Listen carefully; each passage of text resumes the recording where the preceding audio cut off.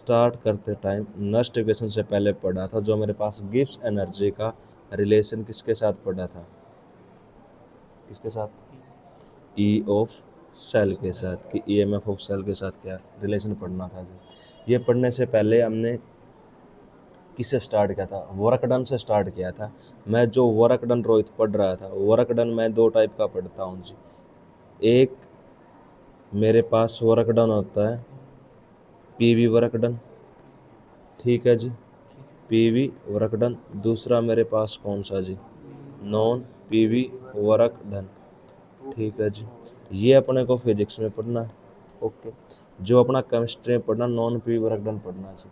जो non PV work done होता है इसी को मैं क्या बोलता हूँ जी, यूजफुल वर्क बोलता हूँ जी, ठीक है। यूजफुल वर्क मेरा किसके इक्वल होता है जी, गिव्स फ्री, तेरे लिए चल रहा रोहित, गिव्स फ्री एनर्जी, क्या जी, गिव्स फ्री एनर्जी। और मैं गिव्स फ्री एनर्जी को किससे रिप्रेजेंट करता हूँ, डेल्टा जी से। और ये सारा वर्क डन जो पढ़ रहा हूँ, ये work done by the system होगा जी मेरा, work done by the system, क्योंकि जो मेरा इलेक्ट्रोकेमिकल सेल है काम कर रहा है जी, वो work done by the system. और जो work done by the system होता है वो क्या होता है, नेगेटिव होता है। और जो मेरा गिव्स फ्री एनर्जी या मेरा यूजफुल वर्क होता है, वो खुद किसके इक्वल होता है जी, मेरा इलेक्ट्रिकल वर्क डन के इक्वल होता है जी, ओके। जो हमारा इलेक्ट्रिकल वर्क डन होता है, इलेक्ट्रिकल वर्क डन है कि आपके पास चार्ज कितना था, आपने कितना चार्ज ट्रांसफर किया रोहित, और उसके पास उससे कितना जो पोटेंशियल डिफरेंस आपका जनरेट हुआ, और वो किसके इक्वल, माइनस क्यू के इक्वल, मतलब minus work done by the system, उसके लिए माइनस क्यू इंटू वी। अब मैंने उस दिन भी बताया था कि मेरे पास मेरा सेल जो काम कर रहा था, मेरे पास एक एनोड था, दूसरा मेरे पास रोहित कैथोड था। मेरे नंबर ऑफ इलेक्ट्रॉन कहाँ से कहाँ जा रहे थे, एनोड से कैथोड की तरफ जा रहे थे। अब ये नहीं था कि मेरे पास एक इलेक्ट्रॉन जाएगा, मेरे पास यहाँ से एन नंबर ऑफ मोल्स पास होंगे। अब अगर मेरे को एक मोल के ऊपर चार्ज पता लग जाए तो मैं कितने के ऊपर बता सकता हूँ, एन नंबर ऑफ मोल्स के ऊपर। अब कोई पूछे कि charge on one electron, charge on the one electron, एक इलेक्ट्रॉन के ऊपर कितना चार्ज, अपने को पता जी 1.6 इंटू 10 की पावर 19 कूलम्स।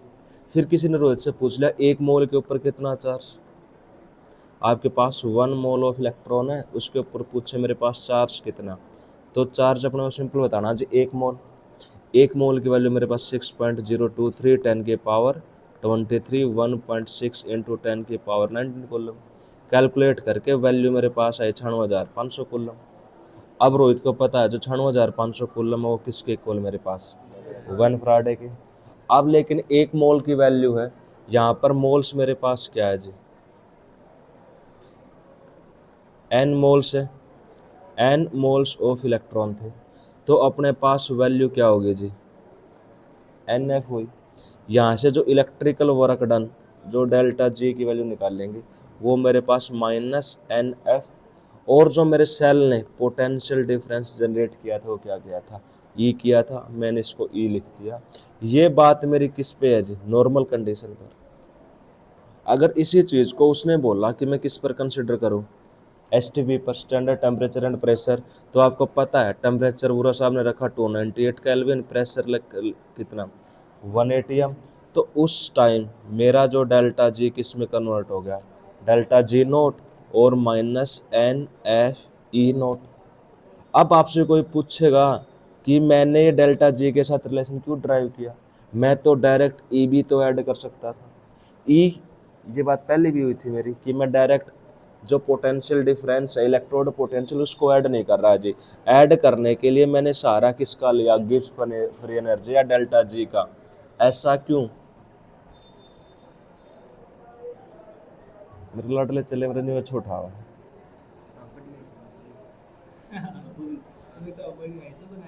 मैंने एक एग्जांपल दिया था, मेरे पास कॉपर था, मेरे पास कॉपर पॉजिटिव और कॉपर 2 पॉजिटिव में गया, फिर मेरे पास ये E1 था, ये मेरे पास E2 था और ये मेरे पास E3 था।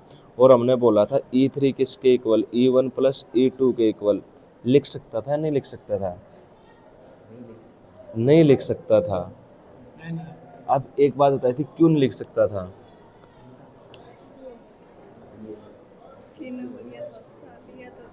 ये मेरे पास जो ई है, ई नोट की बात करें या ई की बात करें, बात एक ही है। वहाँ पर ई नोट कैलकुलेट कराया था आपसे और बोला था ये आपके पास कौन सी प्रॉपर्टी है, इंटेंसिव प्रॉपर्टी। लाडलो चलो या बात जरूरी है, बाद में पेपर में खाओगे बात आप फिर आओगा इस तरह का क्वेश्चन कि मैं इसको डायरेक्ट ऐड नहीं कर सकता जी। मैं क्यों नहीं ऐड कर सकता, इंटेंसिव प्रॉपर्टी है। तो इस चीज़ को ऐड करने के लिए रोहित सारा किसका लेता हूँ मैं, डेल्टा जी का सारा लेता हूँ। और डेल्टा जी मेरे पास क्या है जी, गिव्स फ्री एनर्जी है रोहित है। और जो मेरे पास गिव्स फ्री एनर्जी है वो मेरे पास एक्सटेंसिव प्रॉपर्टी है, मैं इसको डायरेक्ट ऐड कर सकता हूँ। और मैंने एग्जाम्पल भी किसका दिया था, टेम्परेचर का एग्जाम्पल दिया था कि मेरे पास एक रूम है, उस रूम के 2 हिस्से कर दिए। अब ये नहीं कि इसका टेम्परेचर 10 डिग्री सेल्सियस और इसका 25 डिग्री सेल्सियस है, मैं अटेन कर दूँ इस कमरे को 2 हिस्से में डिवाइड कर दूँ, टेम्परेचर मेरा सेम रहेगा। ऐसी ऐसी चीज़ें जिसको मैं ऐड या सब्सट्रैक्ट डायरेक्टली नहीं कर सकता। ठीक है जी, कि हाँ मैं इंद्रदेव हूँ कि हाँ मैं सारी चीज़ रोक दूँ। बारिश हो रही है अभी, कि बारिश तो पॉसिबल है कि एक किला में बारिश होने लगे, दूसरा में अपने पास नहीं होती, होता है ऐसा। लेकिन टेम्परेचर तो फिर भी क्या रहता है, अप्रोक्सीमेट आपका सेम ही रहेगा। प्रेशर भी क्या है उस जगह का, सेम है। तो आपके पास ऐसी प्रॉपर्टी जिसको डायरेक्ट ऐड या सब्सट्रैक्ट नहीं किया जा सकता, इंटेंसिव प्रॉपर्टी। एक्सटेंसिव प्रॉपर्टी को डायरेक्ट ऐड या सब्सट्रैक्ट कर सकता हूँ जी मैं। ये पानी का गिलास है, जिस पानी गिलास को क्या करें, दो तीन गिलासों में अलग अलग कर दूँ। लेकिन अगर इसका टेम्परेचर, इसकी प्रेशर की बात करेंगे, वो तो नहीं चेंज कर सकते। तीनों गिलासों का टेम्परेचर सेम, प्रेशर सेम आपके पास।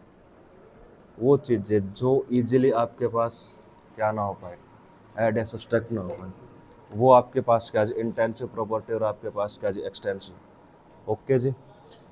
अब इसका सारा लिया था हमने, तब मैं ये पढ़ रहा हूँ नस्ट इक्वेशन से पहले मैंने रिलेशन क्यों ड्रा किया, इसलिए ड्रा किया। फिर आपसे चीज़ें वो पूछना स्टार्ट करता है। इसके ऊपर पिछली बार क्वेश्चन आया था कि मेरा सेल काम कब करेगा। ये मेरे पास इक्वेशन है, उसने इक्वेशन रखी ई नोट की फॉर्म में रखे या ई की फॉर्म में रखे। अब मेरे पास डेल्टा जी है, उसने लिखा माइनस एन एफ, और मेरे पास ई, या ई नोट की फॉर्म में लिख ले। ठीक है जी, minus n F E naught, दोनों बात आपके पास एक ही है जी। ये एस टी पी पर और ये मेरे पास नॉर्मल पर। अब आप बोलते थे कि आपकी रिएक्शन अगर डेल्टा जी ग्रेटर देन 0 है तो आप इस रिएक्शन को क्या बोलते हो जी, स्पॉन्टेनियस रिएक्शन बोलते हो। क्या बोलते हो जी, स्पॉन्टेनियस। इसके स्पॉन्टेनियस होने के लिए इसकी वैल्यू नेगेटिव होनी चाहिए, और इसकी वैल्यू नेगेटिव तभी होगी जब मेरे पास ई की वैल्यू क्या होगी, पॉजिटिव। तो आपसे क्वेश्चन पूछता है कि आपकी रिएक्शन कब स्पॉन्टेनियस होगी, जब डेल्टा जी आपसे ग्रेटर देन और ई आपके पास क्या जी, पॉजिटिव। रिएक्शन स्पॉन्टेनियस लगातार चलती है। फिर बोलता है कि अगर आपके पास डेल्टा जी है वो आपका लेस देन 0 हो गया, रियल लेस देन 0 होगा यार, तो बोलते कौन है। ये मेरे पास डेल्टा जी क्या होना चाहिए, लेस देन 0, और इसमें आपका डेल्टा जी क्या होगा, ग्रेटर देन 0। ये नेगेटिव होगा तब मेरे पास स्पॉन्टेनियस। जब डेल्टा जी पॉजिटिव मतलब ई की वैल्यू क्या रही होगी, नेगेटिव, नेगेटिव क्या हो जाएगा। तो जो रिएक्शन है रोहित अपने पास क्या रहेगी, नॉन स्पॉन्टेनियस रिएक्शन होगी रोहित। एक केस आएगा जब इक्विलिब्रियम कांस्टेंट निकाल रहा था, इक्विलिब्रियम कांस्टेंट तभी निकालेगा जब मेरे पास ई की वैल्यू क्या हो जाएगी, 0। जब मैंने ई की वैल्यू क्या रख दी, 0, तो डेल्टा जी मेरे पास क्या हो गया, डेल्टा जी 0 होने का मतलब है कि मेरे पास रिएक्शन किस में आ गई, इक्विलिब्रियम में। ये बात है जो मेरे को अब नेरेस्ट इक्वेशन की तरफ लेके जाती है जी। अब मेरे पास एक relation delta G minus n F E, दूसरा रिलेशन मेरे पास delta G minus R T log क्या हो।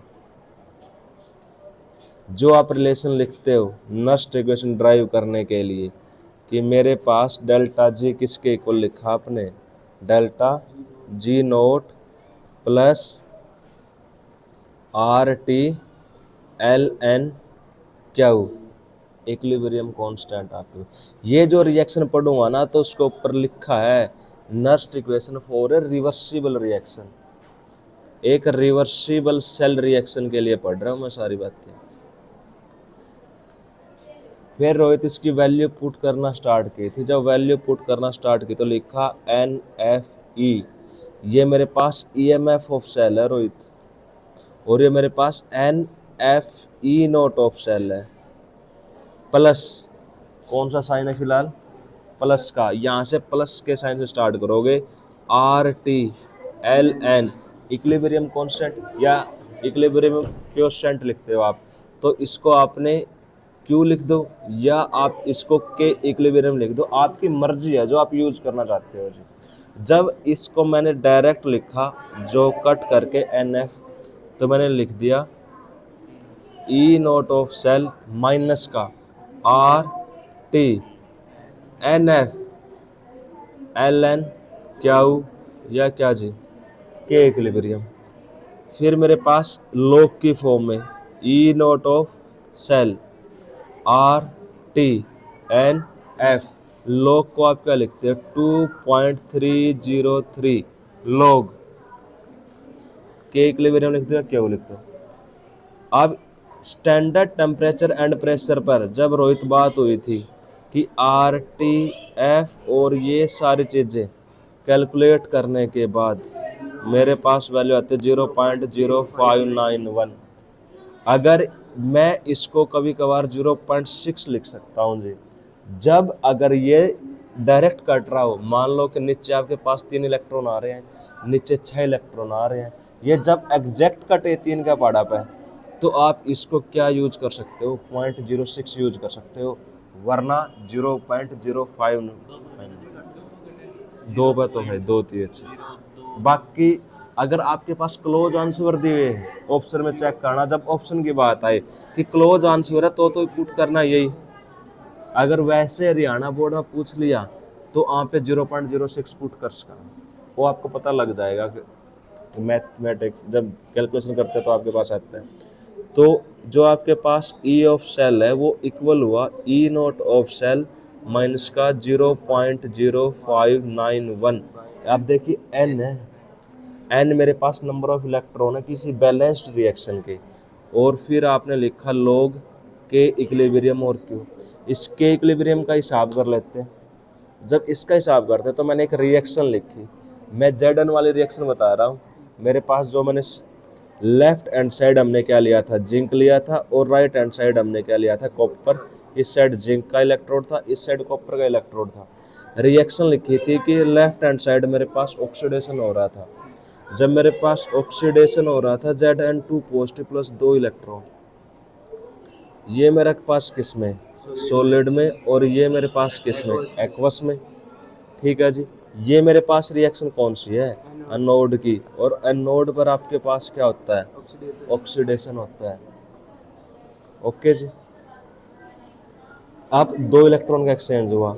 अब बात करते हैं आपके पास कैथोड। कैथोड पे आपके पास क्या होगा, रिडक्शन। जब मैंने कैथोड पर रिएक्शन कराया तो कॉपर 2 पॉजिटिव था। कोमल आवाज नहीं आनी चाहिए तारी, चुपचाप बैठ जाओ। 2 इलेक्ट्रॉन क्या करता हूँ मैं, गेन करूँगा। गेन करने के बाद वो कन्वर्ट कॉपर सॉलिड में होगा। अब अगर ये रिएक्शन बैलेंस नहीं है रोहित, तो सबसे पहले बैलेंस करेगा। जो कल आपने गलती की थी, मेरे पास Ag पॉजिटिव का मैंने स्क्वायर नहीं किया जी, मेरा जो सिल्वर, हाँ जो कोफिशिएंट होगा यहाँ पर, उस कोफिशिएंट का मैंने स्क्वायर नहीं किया था।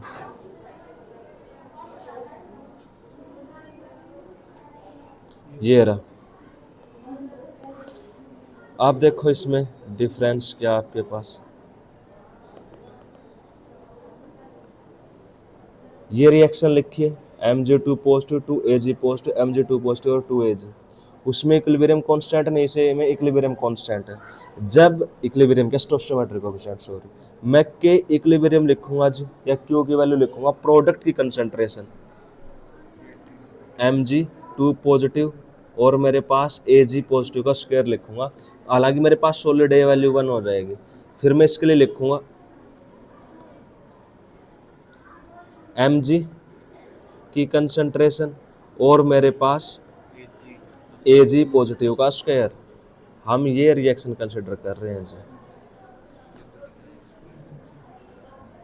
ओके, अब ये तो मेरे पास प्योर सॉलिड 1, ये प्योर सॉलिड 1, इसकी कंसंट्रेशन दे रखी है जी, ये इसकी कंसंट्रेशन गिवन है और Ag कंसंट्रेशन मेरे पास ये गिवन है जी। अब मैं उसका स्क्वायर करूँगा, स्टोइकोमेट्रिक कोएफिशिएंट उसकी कंसंट्रेशन की पावर में जाता है जी। ठीक नैन्सी, ये गड़बड़ नहीं होनी चाहिए, वरना बंदा यहीं से क्रॉस करना स्टार्ट करेगा। फिर आपने वैसे कुछ भी कर रखा हो, गलत है। इतना लिखने के बाद रोहित नेट सेल रिएक्शन लिखता। फिर जब मैं नेट सेल रिएक्शन लिखता हूँ तो मेरे पास Zn प्लस कॉपर 2 पॉजिटिव से मैं जाऊंगा Zn2 पॉजिटिव और कॉपर सॉलिड में। इससे मेरे को ये पता चलता कि प्रोडक्ट की पावर में कौन आएगा और रिएक्टेंट की पावर में कौन आएगा। गणेश शाणी किसी ने बनने की जरूरत ना है, कदे कह मैं तो उड़ते पता लग गया किसका ऑक्सीडेशन और किसका रिडक्शन। ठीक है नहीं कि मैं तो उड़ते काम चला दूंगा, मैं तो घना शाना हूँ। घना शाना किसी ने को नहीं बनना, पूरी रिएक्शन लिखोगे और फिर करोगे।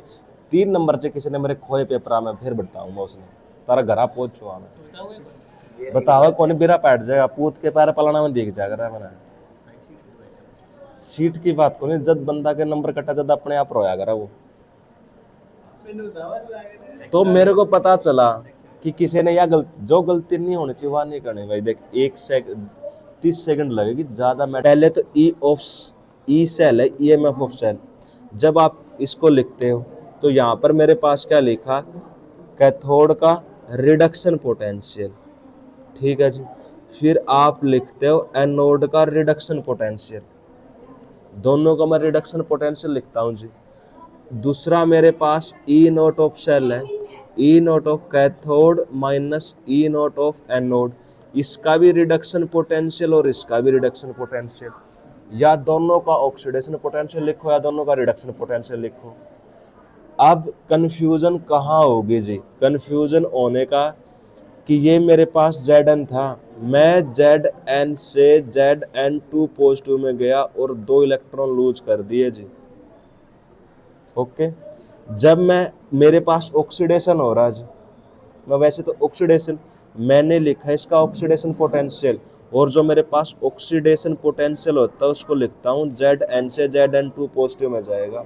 आप सेल के लिए जब नष्ट विकस लगाऊंगा तो मेरे पास E नोट है, E नोट में Zn से किस में भेजूंगा जी, Zn2 पॉजिटिव में। माइनस का 0.0591 2 इलेक्ट्रॉन का एक्सचेंज है, जो मैंने आपको पहला क्वेश्चन बोला था कॉपर का जिसमें 1 इलेक्ट्रोड था। फिर मैंने लॉग की वैल्यू लिखी Zn2 पॉजिटिव और मेरे पास Zn, तो इसकी वैल्यू मैंने 1 ली।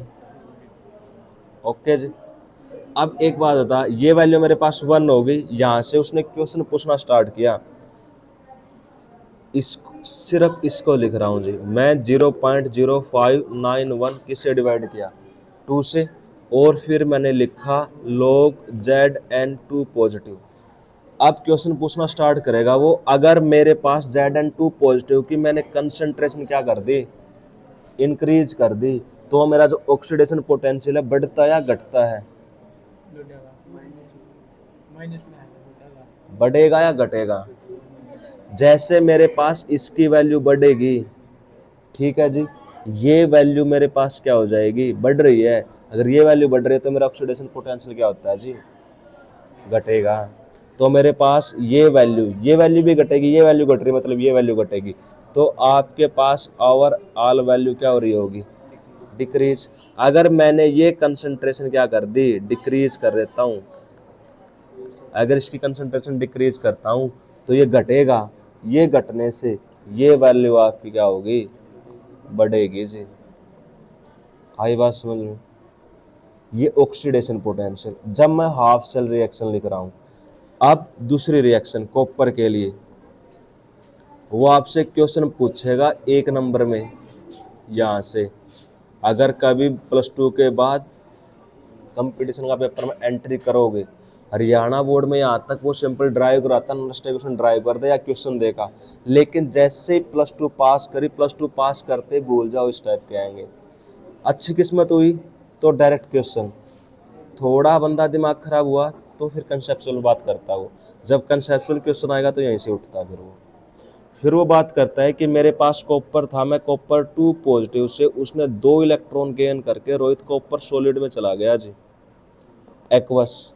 मेरे पास कैथोड पर रिएक्शन हो रही है और मेरे पास रिडक्शन हो रहा है, तो मैंने लिखा कि मेरे पास रिडक्शन पोटेंशियल है जी।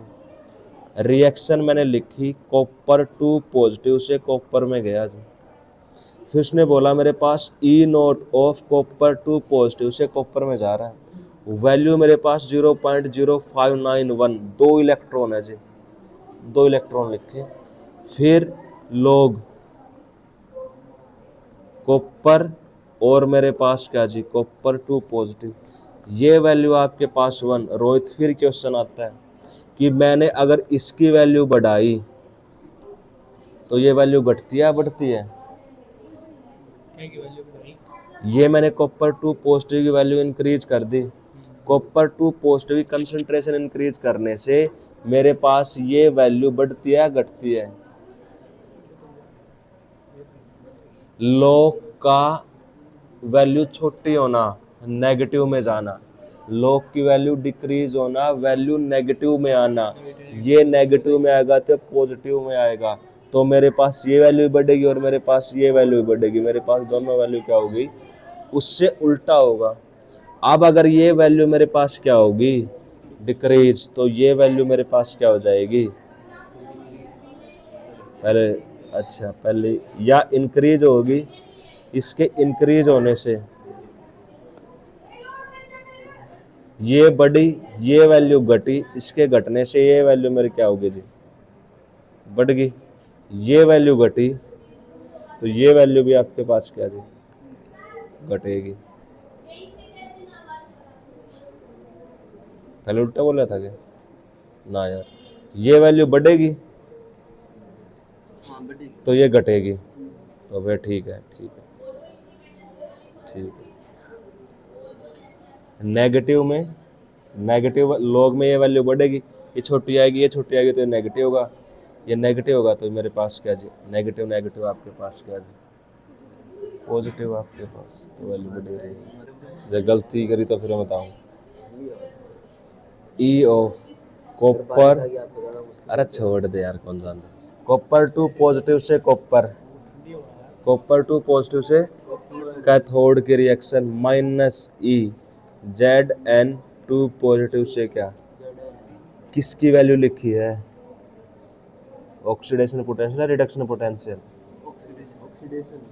ऑक्सीडेशन पोटेंशियल, राम को बिड़ा दूंगा सारा ना,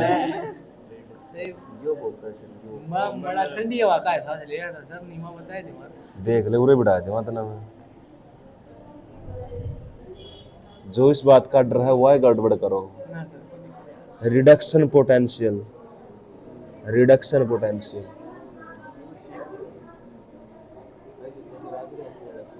आखिरी आखिरी वाला क्यों पूछो यार, जब मैं लिखूंगा तो मैं कैथोड माइनस एनोड लिख रहा हूँ, ये बात तेरे तक पहले बताया कि इब्बे तो बताया गया था यार।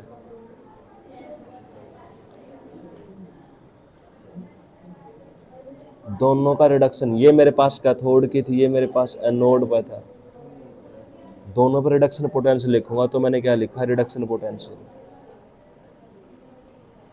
अब अगर वैल्यू मेरे पास किसकी गिवन होगी, Zn से Zn2 पॉजिटिव, अगर ये मेरे पास x है तो यहाँ अगर माइनस एक्स कर देना, वो तो आपको पता है कि मेरे पास जो SOP होता है वो माइनस ऑफ है SRP की, ये बात तो पता ही है अपने को। अब वो बोलेगा ई नोट ऑफ सेल, फिर आप गलती कराएंगे, ई नोट ऑफ कॉपर 2 पॉजिटिव से कॉपर में गया जी, फिर एनोड पर रिएक्शन होगी, ऑक्सीडेशन होता है, लेकिन लिखना क्या है जी अपने को, रिडक्शन पोटेंशियल की वैल्यू लिखनी है जी।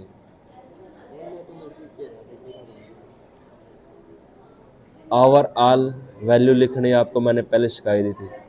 ये मेरे पास E O cell, EMF of cell कहता है, ये मेरे पास ई नोट ऑफ सेल कहता है कि बात ऐसे ऐसे होगी मेरे पास। एक्चुअल में डाटा आपका ऐसे प्रोसीड होता है, जो वो तार अगला बैंसबाजी बर्तन लाएगा वे पुराना तो तार तक हर एक चीज की वैल्यू दे देगा। जब रिएक्शन इक्विलिब्रियम पर हो, जब रिएक्शन किस पर हो, इक्विलिब्रियम पर, तो मेरे पास डेल्टा जी किसके इक्वल था, delta G note 0.0591 divided by n log के इक्विलिब्रियम। चल छोड़ के इक्विलिब्रियम कह दिया। जब रिएक्शन इक्विलिब्रियम पर तो डेल्टा जी जीरो या delta G not zero? Delta G zero. Okay, equilibrium पर मेरे पास डेल्टा जी जीरो, ठीक है जी। तो delta G zero delta G note किसके इक्वल आएगा? 0.0591 डिवाइडेड बाई n log के इक्विलिब्रियम प्लस होगा। पट गया रहा छोरा, टोकने देगा छोरा, ठीक है जी। यहाँ से वो आपसे के इक्विलिब्रियम की वैल्यू कैलकुलेट करवा सकता है जी। फिर वो आपको ये वैल्यू दे सकता है, ये वैल्यू देगा, और यहाँ से के इक्विलिब्रियम को फाइंड करना होता है जी आपको।